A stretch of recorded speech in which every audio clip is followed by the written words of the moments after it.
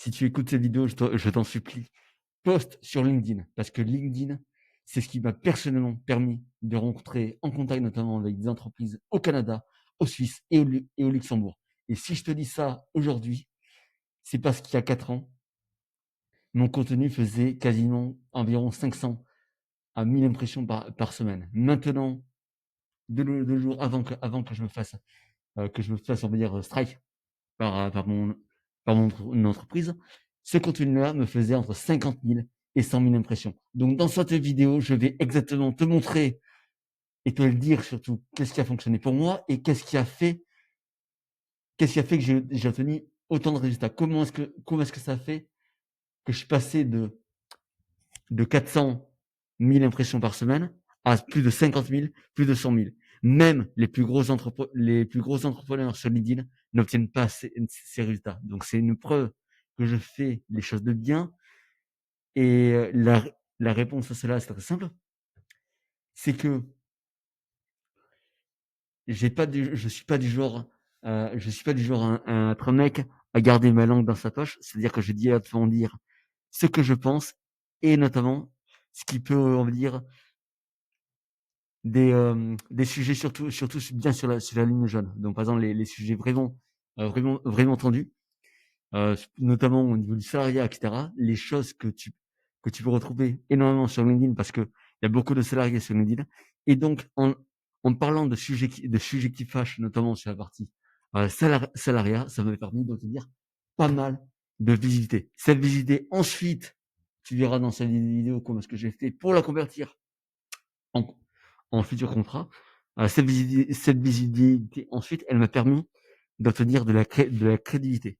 Parce que, figure-toi, et d'ailleurs, je sais pas, je déteste ça, mais figure-toi que quand un mec que tu contactes, un mec qui a une entreprise et qui souhaite, par exemple, embaucher un développeur back-end, si ce mec-là, il regarde sur ton profil qu'il regarde ton profil, qu'il voit que tu ne crées pas de contenu, qu'il voit que tu n'es pas un expert dans ta niche, dans le milieu du dev, qu'il voit que tu ne t'exprimes pas, en fait, jamais il va peut-être voir ton CV, mais il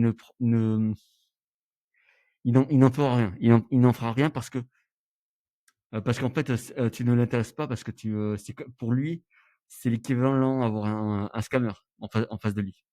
Et la réponse à ça, c'est très simple.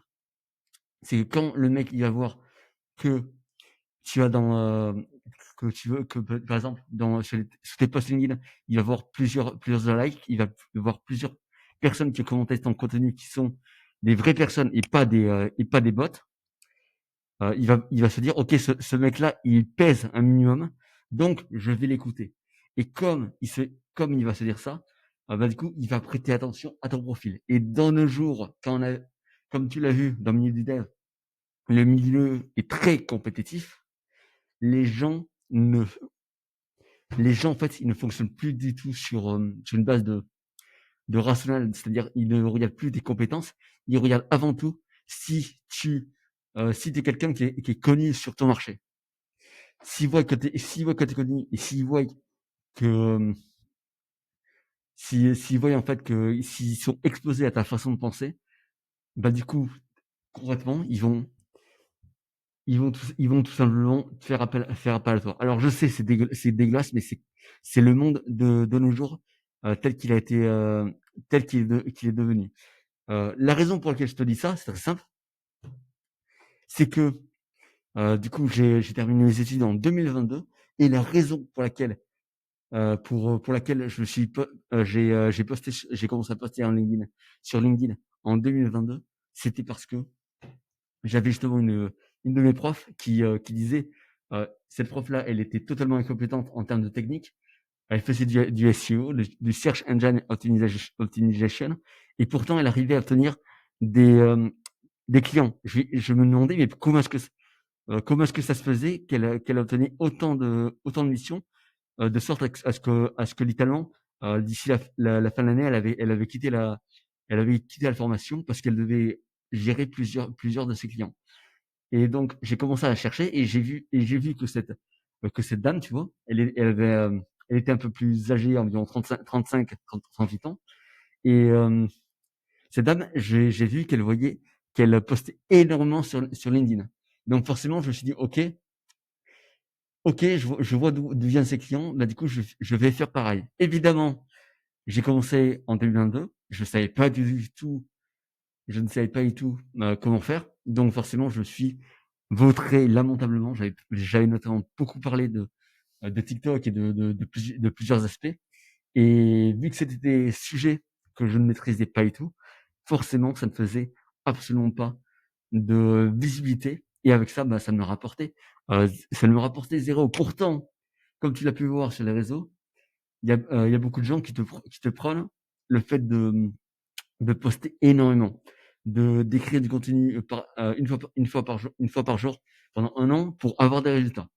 Personnellement, je peux te dire, c'est totalement faux parce que j'ai créé du contenu pendant plus de 4 ans sans avoir un seul résultat.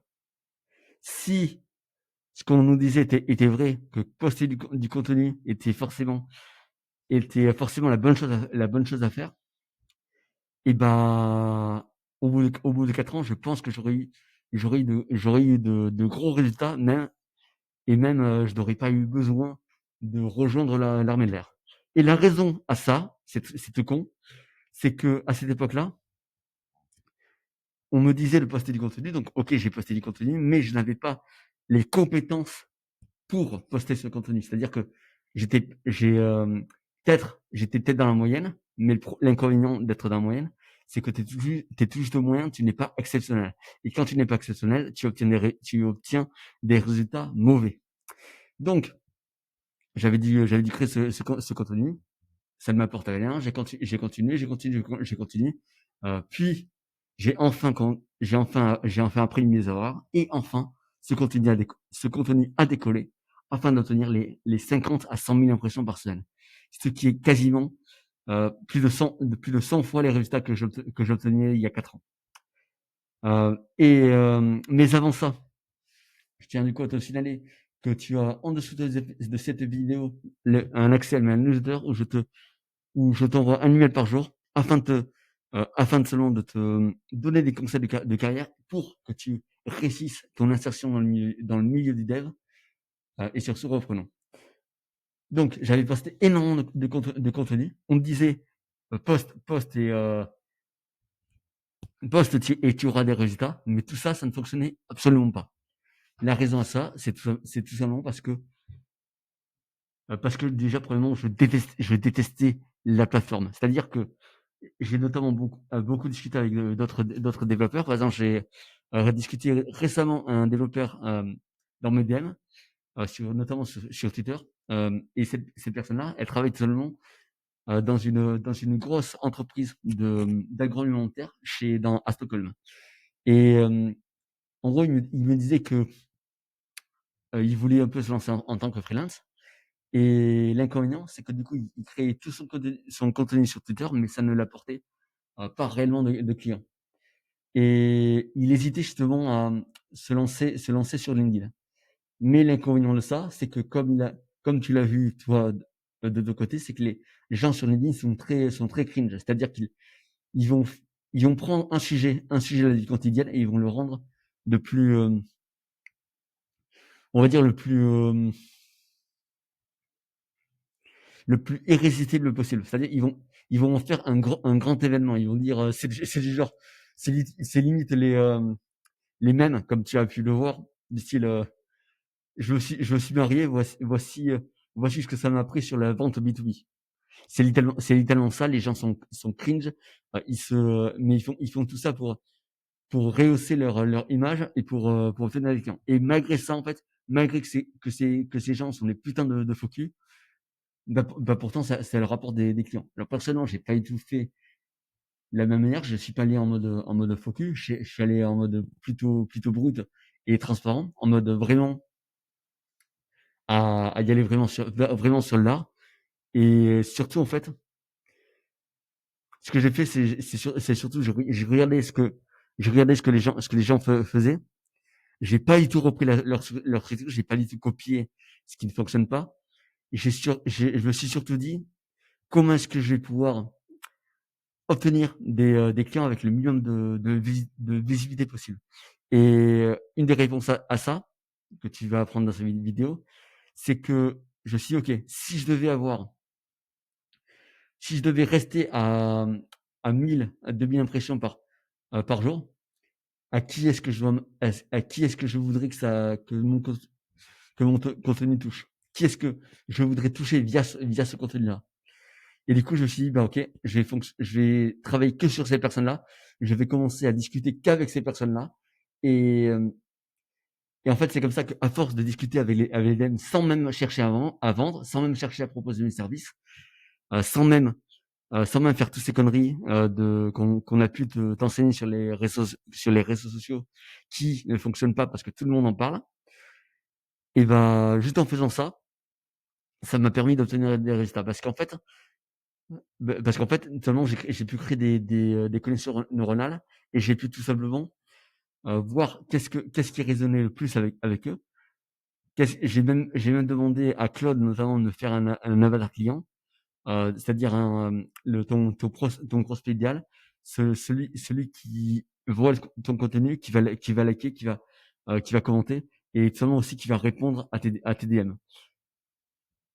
Donc j'ai commencé à faire ça et comme ça, je suis passé de 1000, puis de 10 000, puis de 10 000 à 20 000, puis de 20 000 à 50 000, puis à 100 000, afin que je me fasse stopper parce que du coup, je tenais beaucoup trop de visibilité par rapport à mon travail.